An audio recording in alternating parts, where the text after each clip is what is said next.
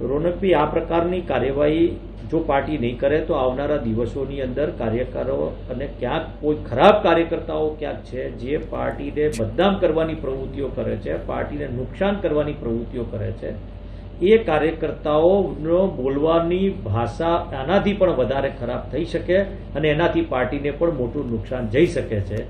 એટલે આવા કાર્યકર્તાઓ પર પાર્ટીએ લગામ ખેંચવી જ પડે અને કોઈક ડિસિઝન એવા લેવા પડે કે જેના થકી ક્યારેક ઉદાહરણ બેસાડવા પડે કે બીજા જિલ્લાઓમાં પણ કે બીજી નગરપાલિકાઓમાં પણ કોઈ પણ વ્યક્તિ, સિનિયર આગેવાનો કે કોઈ પણ નાનામાં નાના કાર્યકર્તા પાસે વ્યવસ્થિત અને સભ્યતાથી વાત કરે છે. ધવલસિંહભાઈ, જુઓ, હું તો પત્રકાર છું એટલે મને કોઈ ફરક પડતો નથી. પાર્ટી પગલાં લે ના લે એમનું જે થવું હોય થાય, બરાબર. જેને અપમાન કરવું જે કરવું એ કરે.